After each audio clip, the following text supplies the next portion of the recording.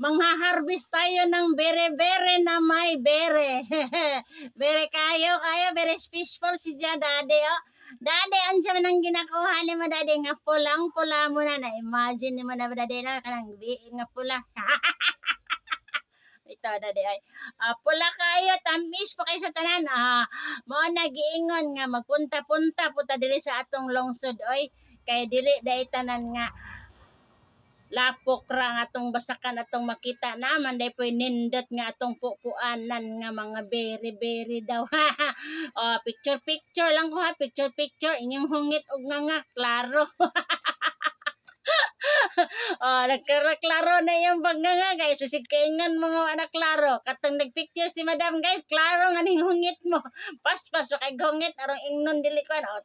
Kaon mamis kay ang basin na i-spray nag-od mamis, kirig-kirig kag na i-spray na ron.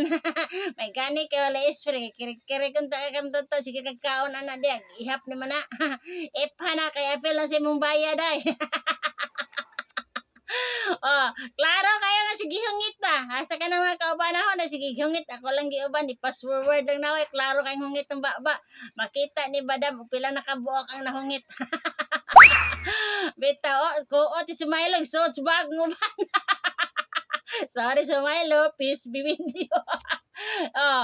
Ananay among trino dire, may among tourist spot. Sige, yak-yak, mga gwapa kay ni sila. Mao ni sila bisan on the spot nakalaka wala wagid mahimo ka uban ka. Uban ka diretso kay aron makakita kag unsay yung biring nga nagbitay nga nagpula ha. Lami kayo. Pula pa kay glili niya kay bisin kuno niod kay iya man ihungit diretso. Ihungit tanawa ihungit na. Ikaw ano pa niya? Mao ni siya nga nindot jud kay